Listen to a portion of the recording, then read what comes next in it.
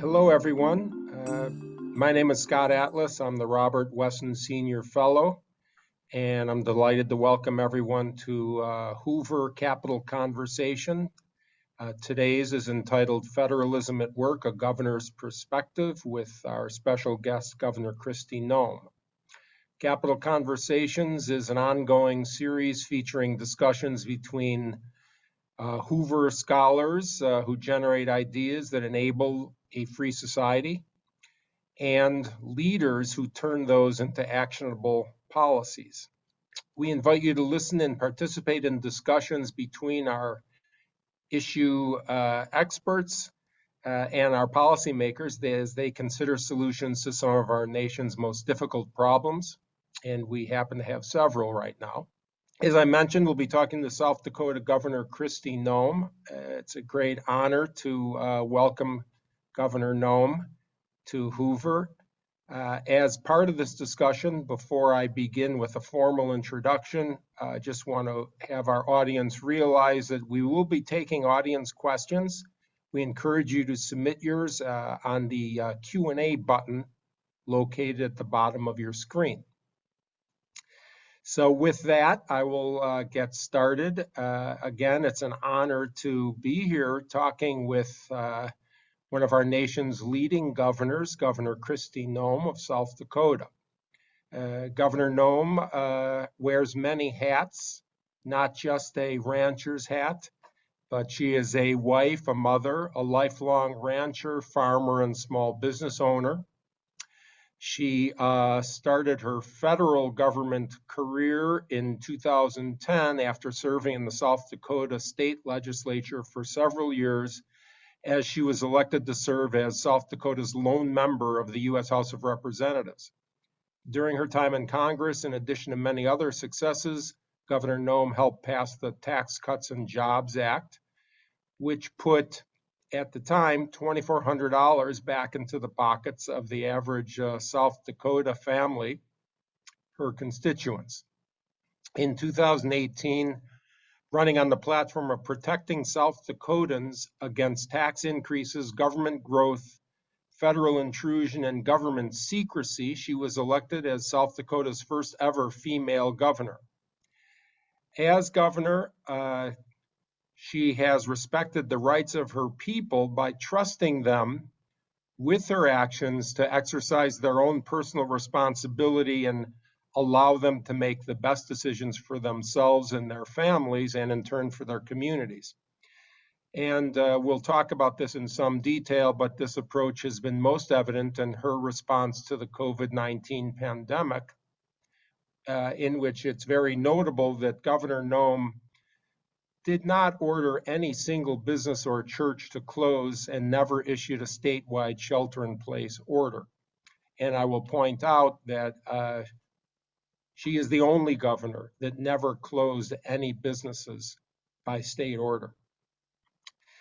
Despite all of her work and her successes in that career, she often says that her greatest accomplishment is raising her three children, Cassidy, Kennedy, and Booker, with her husband, Brian, and they have a very family-centered environment in her home that is centered around, in her words, deep love for their family and for God. And I will, full disclosure, I have known Governor Noem since last summer, and I was very impressed with her own attitude as a governor, one of the few governors who wanted to know the data that is a second level, below the headline level, and it brings back the recollection of sort of how the press handled things and how Governor Noem wanted to know the facts in response. One was the summer event at Mount Rushmore, where I have a very vivid recollection of how the press was going off on this outdoor event with hundreds of people.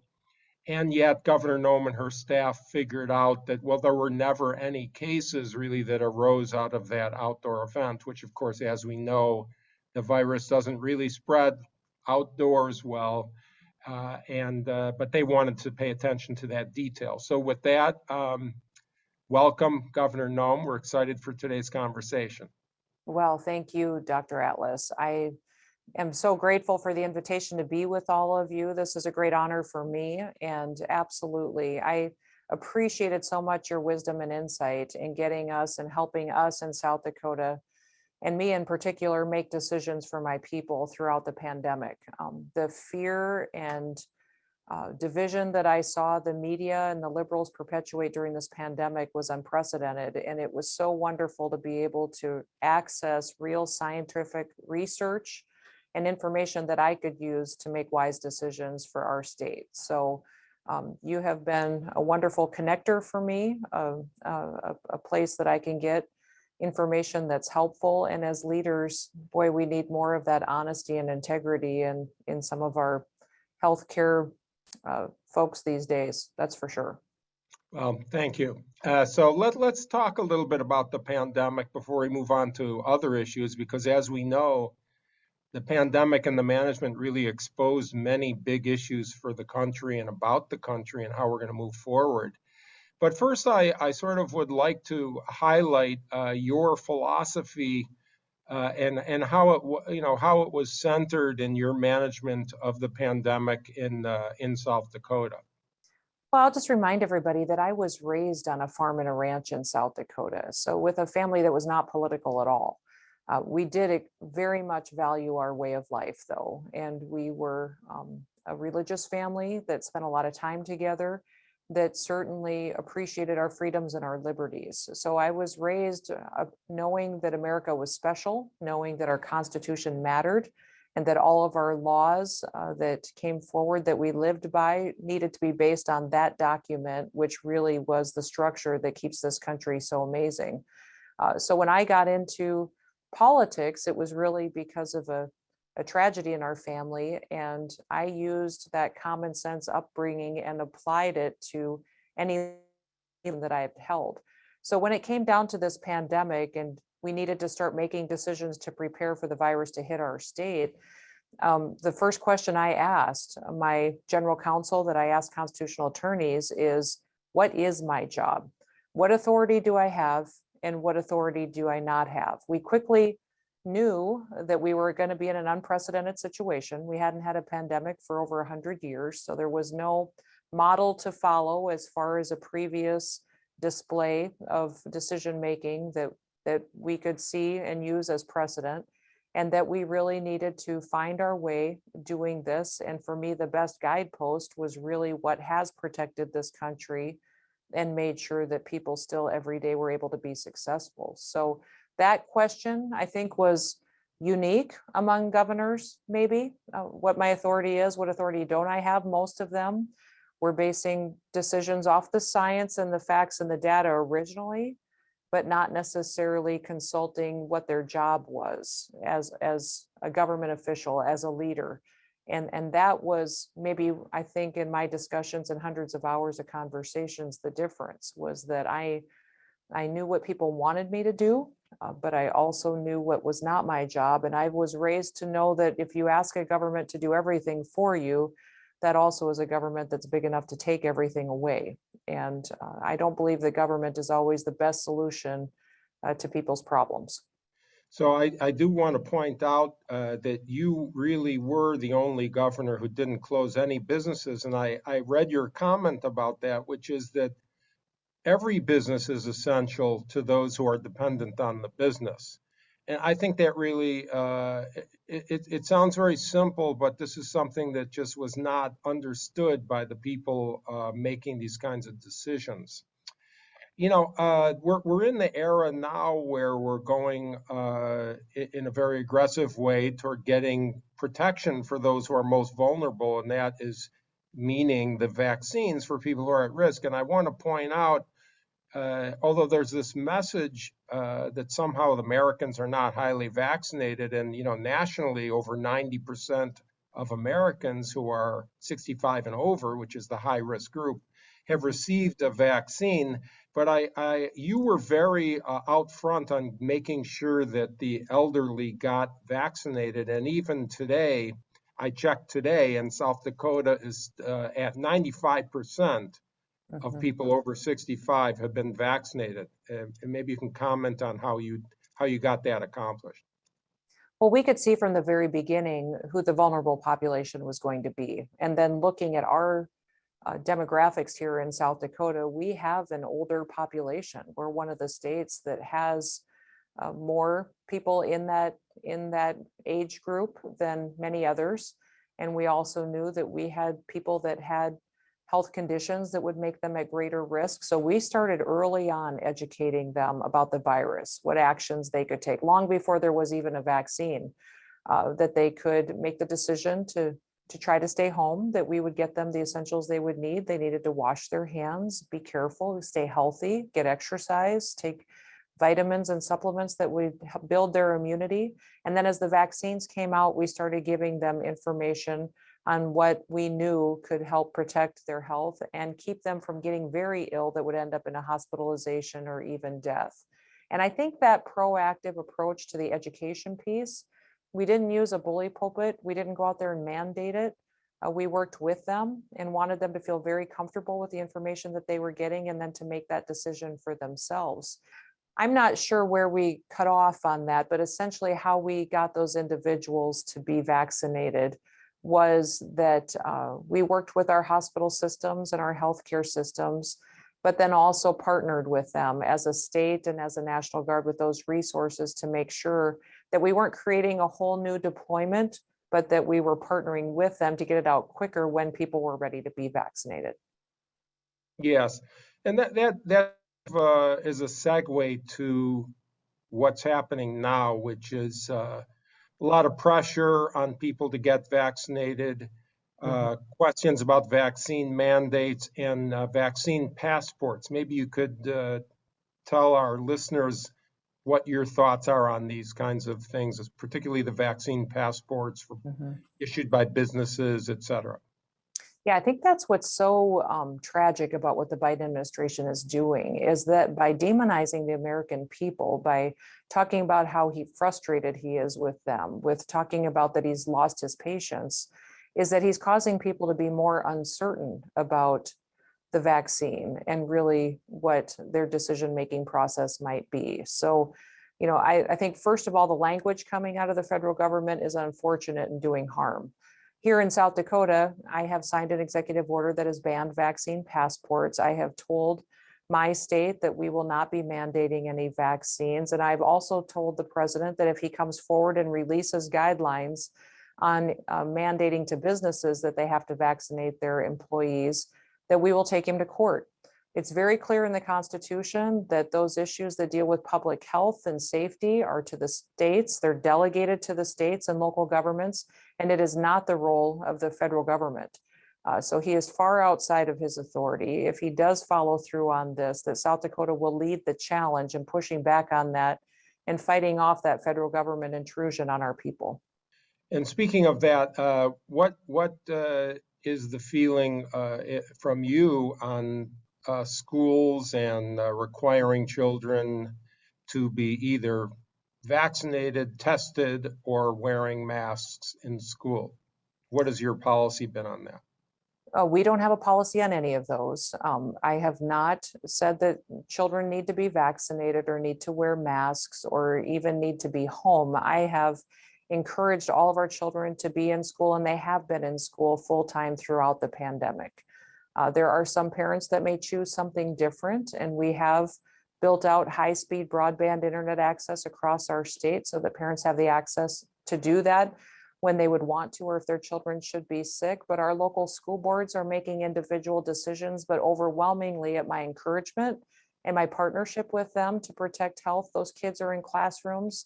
They're not wearing masks, they're learning, and they're recognizing the value of that in this day and age. I think a lot of folks across our state saw the damage that happened when kids in certain areas were not in classrooms, and even when they were impaired by their ability to learn because of different requirements that were placed on them. So overwhelmingly, South Dakota is recognizing the value of normal life, normal learning for our children, and also saw the detrimental effects on their mental health and their emotional stability when huge dramatic changes were made in many other states. I think, Dr. Atlas, what's interesting is how many people have moved to South Dakota. We have had thousands of people move to this state so their kids could be in classrooms and have a normal life. It's been amazing to me for people to recognize that across the country and move here just so that their kids could get an education again. And with that move, we were briefly talking, but I'd like to hear some of the details on how you've done by avoiding that lockdown and by encouraging individual freedom on the economic rebound in your state. Well, for us in South Dakota, I never once closed a single business and was very clear about that. You mentioned it earlier, that I also didn't even define what an essential business was, that I didn't believe I had the ability to tell people that their business wasn't essential. And frankly, if you look at the guidelines of this country, if I were to close a business, that would be a taking of their business, and I could open up the taxpayers of the state to liability for the ramifications of doing something like that. I never once issued a shelter in place and never mandated anything such as masks. I told my people I would trust them.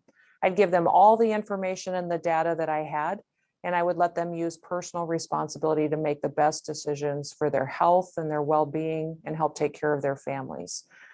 And they responded to that and appreciated that. And we partnered on deploying and needed resources. We partnered with them on getting them information, and then worked very well with our hospital systems as well. What that did in turn, I think, was really put a spotlight on South Dakota. Because we were the only state to make those decisions, the rest of the country started to notice. And frankly, they started to notice because a lot of people on the left, like Rachel Maddow and Elizabeth Warren, started to attack me every single night on the national news, calling me reckless and irresponsible and doing great damage to my people. But it started to resonate with folks how different it was and the benefits of that. Our economy continued on. People got up every day and went to work.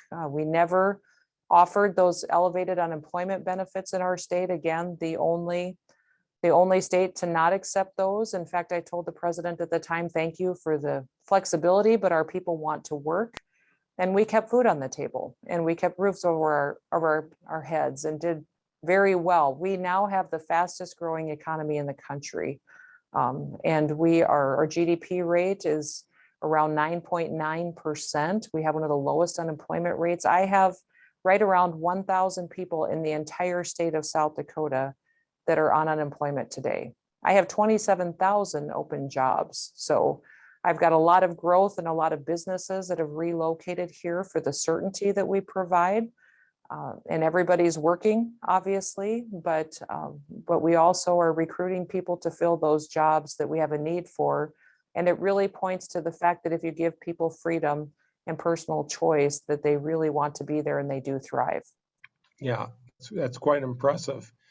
Let's move on to some of the other issues that are sort of what I would call hot button issues. One, of course, is the controversies about curriculum in schools. We're talking about schools and lockdowns or closures, but now there's a big debate in the communities all across the country on the curriculum being taught in schools and what's happened with public schools versus and how the parents are reacting and what they're doing. I'd like to hear what's going on in South Dakota there.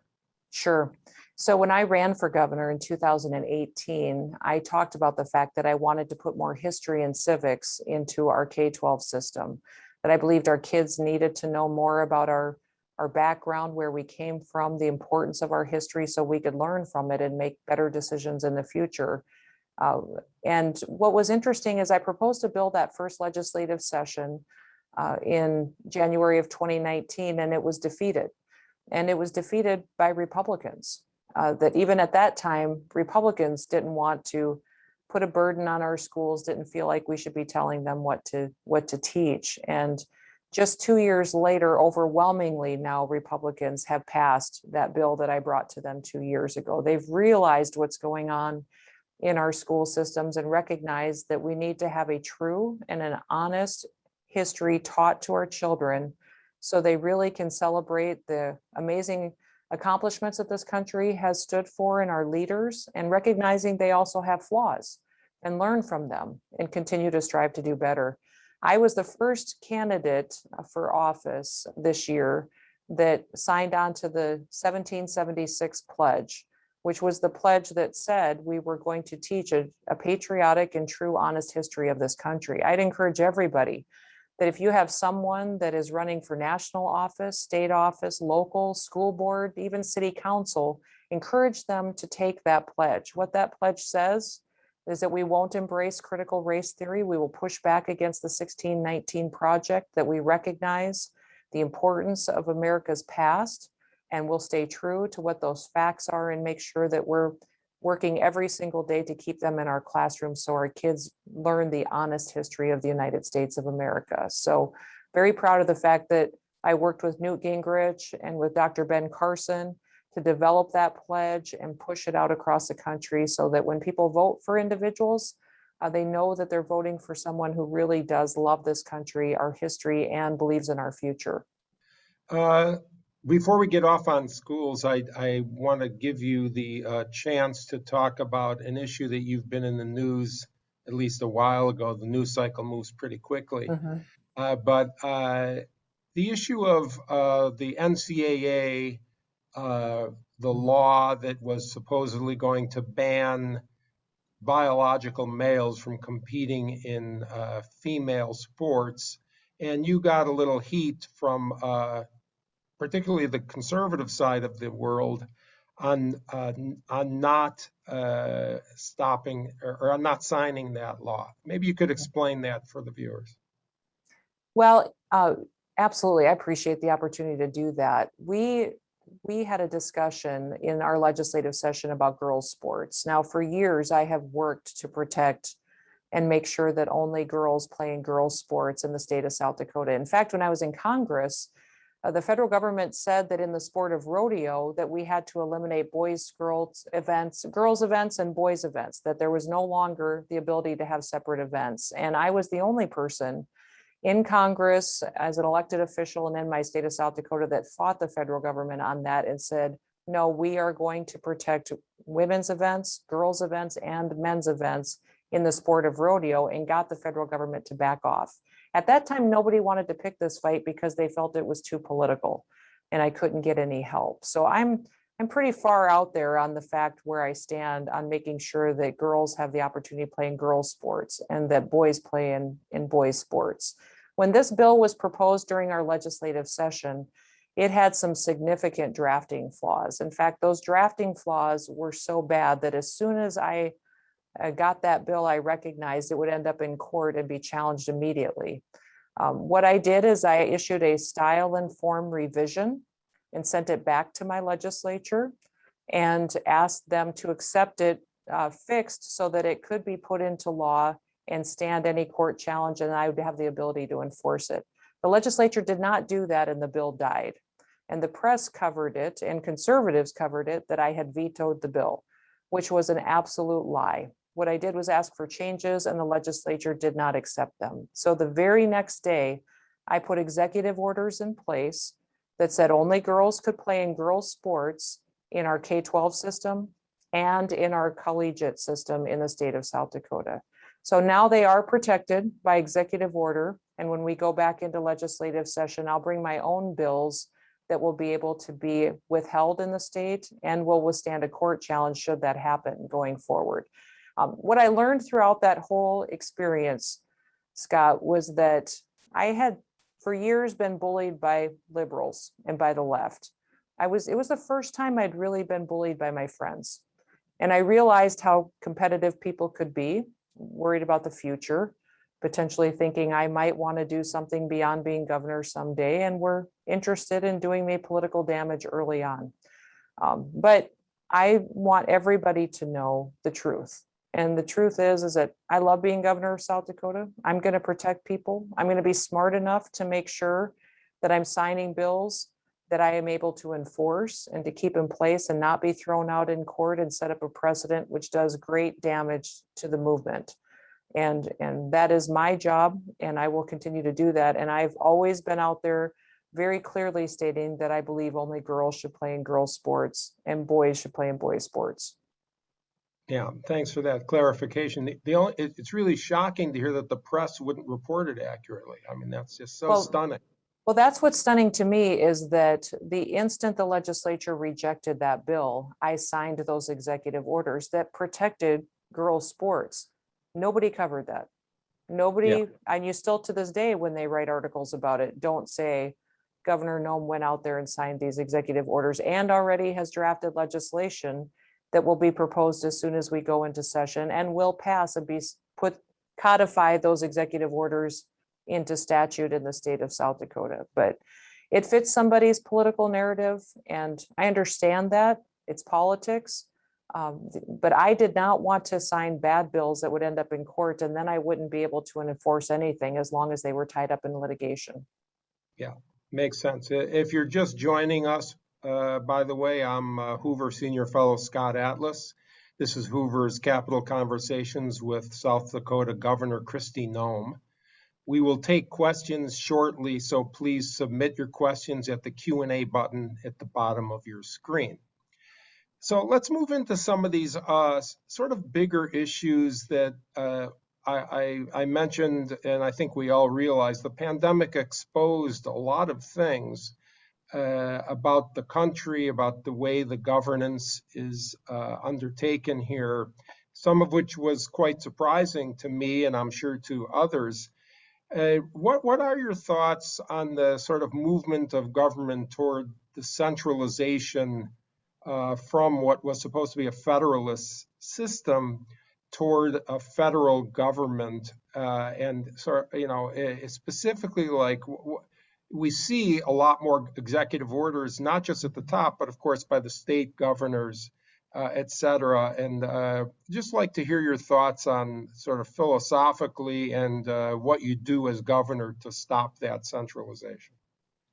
Yeah, it's alarming to me to see the federal government consistently overstep its powers and put into place actions that it has no authority to do. We certainly have seen executive orders be used by both political parties over the years. Many times, it has been effective for a short term, but everybody needs to remember that when that leader is gone, those executive orders go away as well. And it's not a long-term solution. We have a qualifier in my office that we don't do an executive order unless we're willing the next legislative session to put it and codify it into our statute so that it is long-lasting change, and it will not be changed unless there is debate and the legislature weighs in and goes through that process in the future. What's unfortunate is that I went from being governor under the last administration in the White House to being on offense every day and solving problems and looking for solutions that were innovative and were creating a smaller, more responsive government to people, to as soon as the Biden administration came in, being on defense. So many times they're taking away decision-making power from the states that the Constitution delegated to us. They are overstepping their authority, and I need to be challenging that to protect my folks. Giving orders to our businesses that they shouldn't be doing, orders to our National Guard, discussions on how our way of life will be. And for me now, much of my time is caught up in litigation, in court challenges, just making sure that I am doing what I promised the people of South Dakota that I would do, and that's protect their way of life and to prevent federal government intrusion. I'm hopeful that we can see change in that. I think the way this country was structured was unique and special, and that it is what has kept America free for hundreds of years. And my job as a governor is to stand for that foundation, or else the entire country falls apart. I want to ask a quick question, although I think I know quite well where you stand on this, and that's on one of the many issues of contention, which is gun control. Mm-hmm. I think if anybody knows you at all, they saw your tweet that went viral that showed you shooting. I think it was at it was a speed shooting And the caption was that you turned to the camera and said, "That's how we do social distancing in South Dakota." But how are the citizenry of South Dakota reacting to this discussion, and what are your plans on any kind of potential federal role in more government control of guns? Well, the very first bill I signed into law as governor was constitutional carry.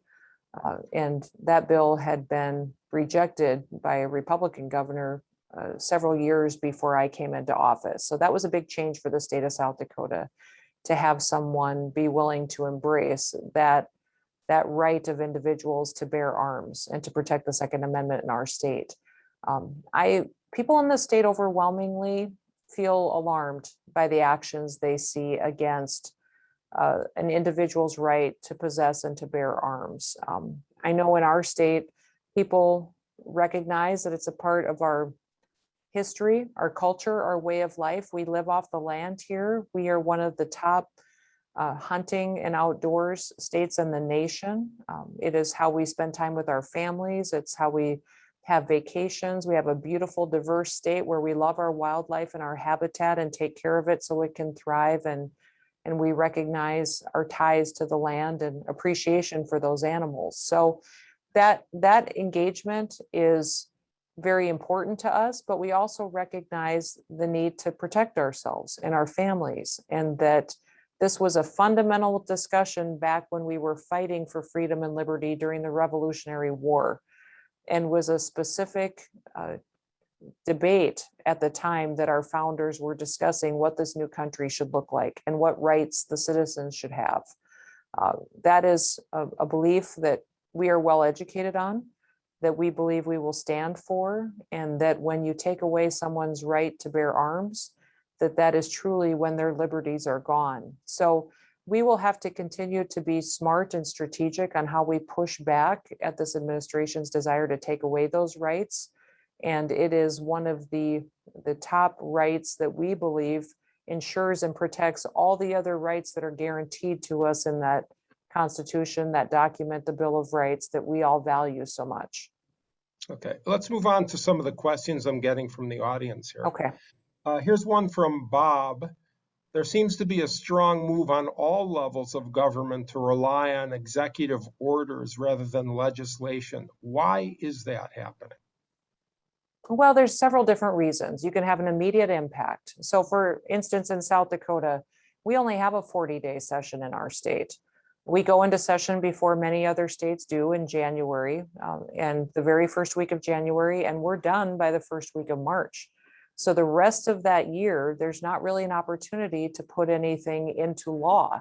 We wait, again, another 10 months until we can go back into session.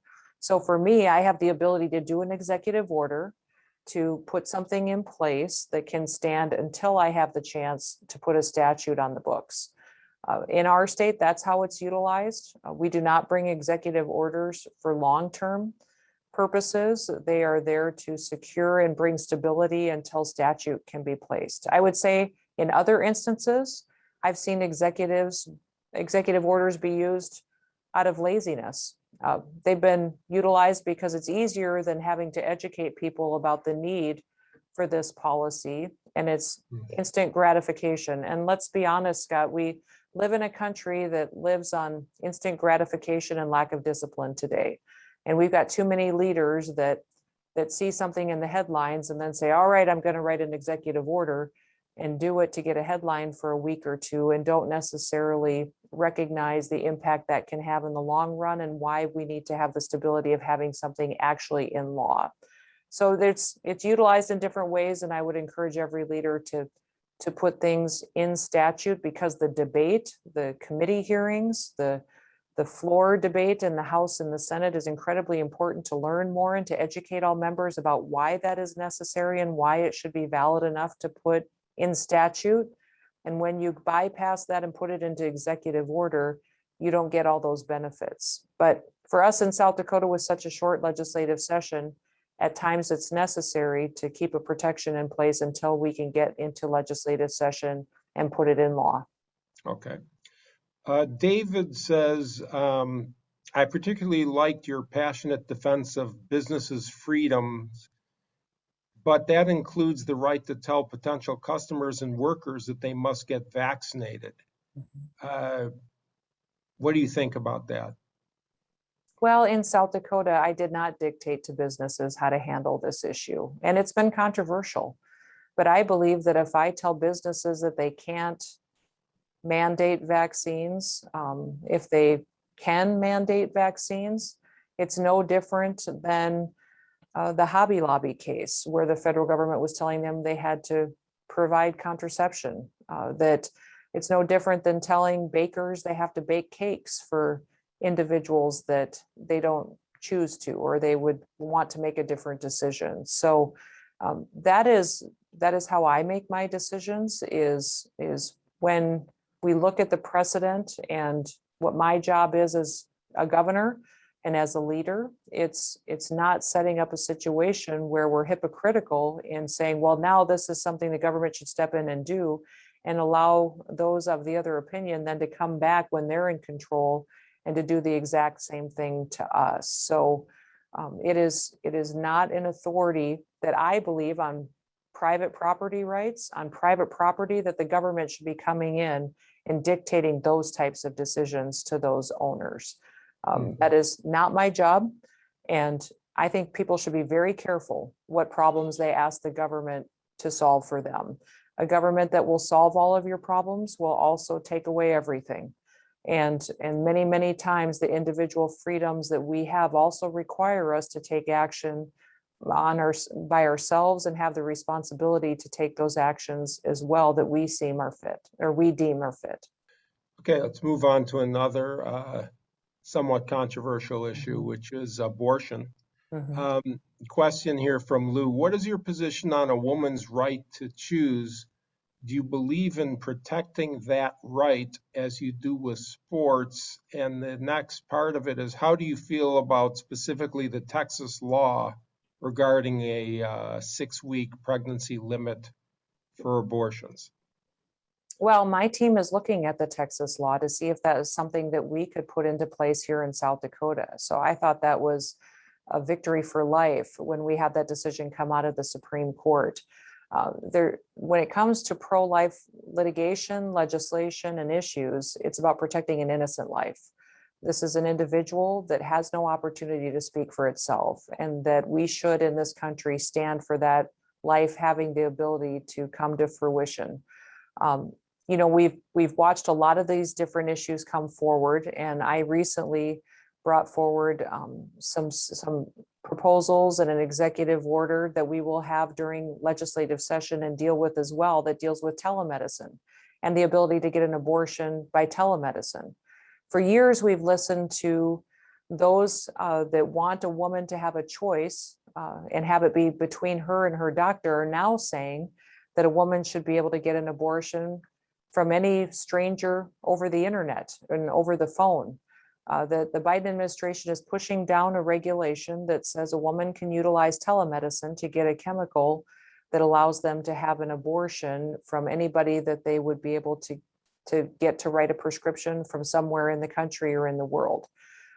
For me, that is not right. Those chemical abortions are 4 times more dangerous, and it completely exposes that individual to more harm, but also makes it so much easier to end that innocent life. So I've never been in a gray area here. I believe these lives need to be protected.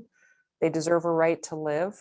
Science has overwhelmingly continued to prove to us that this is a life from the moment of conception. It's not theoretical anymore. The data and the facts and science have backed us up the more and more that we've learned, and that this is an issue where we should stand on the side of what is right. Okay, Sarah asks a question. When someone says that critical race theory is a result of the systemic, unfortunate continuings in different socioeconomic statuses across the United States as a result of American history, what would you say to that? I would firmly disagree with that. Critical race theory is racism in itself. And it is pushing division among people based on their culture, the color of their skin, and not on the content of their character.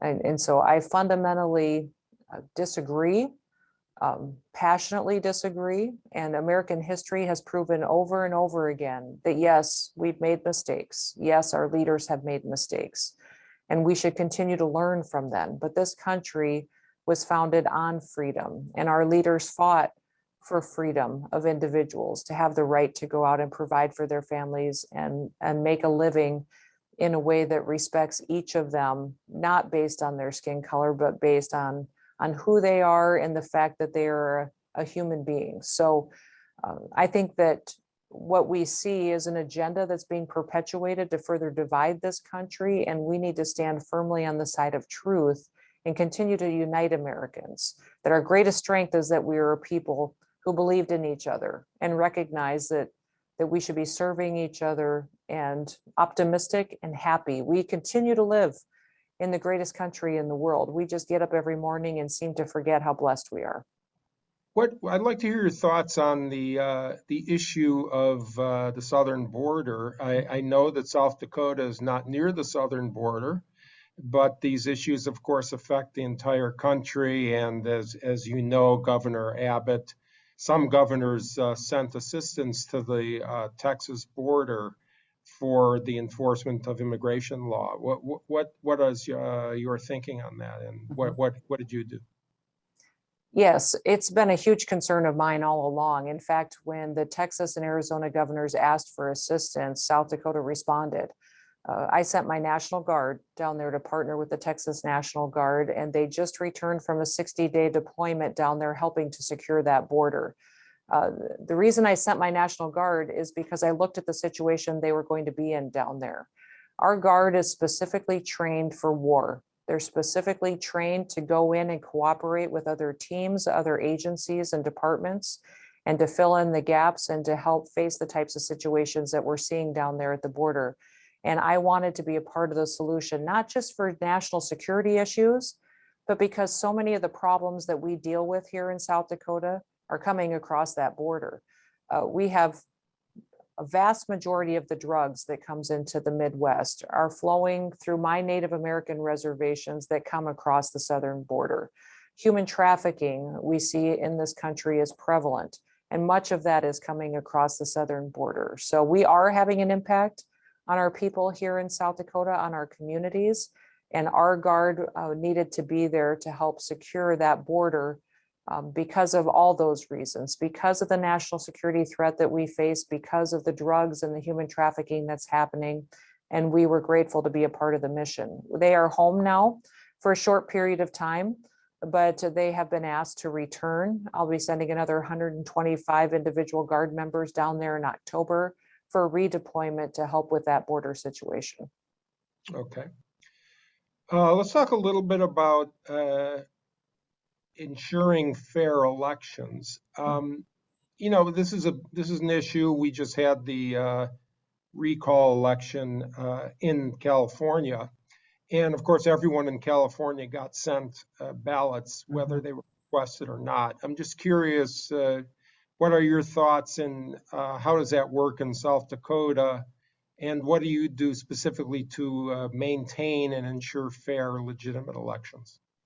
Yeah, I think mail-in ballots are concerning because of the lack of accountability that we see that has happened from state to state through the last election cycle, what just happened in California, and the opportunity for there to be just a lack of real ability to track and make sure that those are all valid voters. In South Dakota, you have to have an ID in order to vote, a driver's license or birth certificate. You vote on or before election day. If you do want to vote and you won't be able to go in on that day, you will have to request an absentee ballot. And that is something that I think builds a lot of integrity into our system where we haven't had those issues in our state. We largely in most of our counties and the vast majority of our population votes on paper. And we have the ability to go back then and make sure that there is an accurate accounting for every single individual that did cast their vote, and make sure that that was a person who lived in our state, was a valid voter, and that it could be counted properly. So we have avoided many of the issues that many other states have. And I think it's because even though there was a pandemic going on, we did not change how we vote because we wanted to be able to trust those results and know that the right people are in those positions of power. I have a question here from the audience. Any messages that you have to the veterans, and what are your thoughts on the wake of the Biden administration's performance in Afghanistan? You know, it's horrific what we see going on in Afghanistan. And I think we all understand the failure of this administration and how unprecedented it is, and the damage that it has done, not just to our country, but our national security and these individuals that step up and serve in our military each and every day. What shocked me the most, though, was the amount of veterans who served on the war on terror and served in Afghanistan or Iraq that said to me over the last several weeks now, Kristi, I don't know if it was worth it. Governor, I don't know if my service mattered.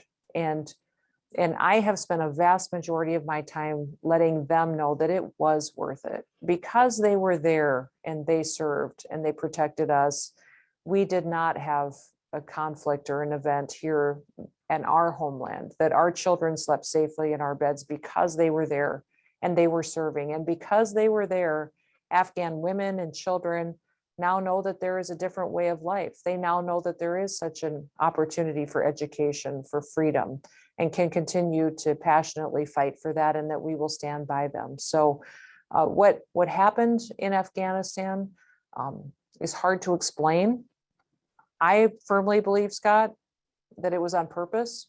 I think a lot of people think it was a mistake. I think these decisions that were made were so different than the protocols and the requirements that happen within the Department of Defense, that how could they possibly have been carried out the way that they were without it being a literal decision from the commander in chief.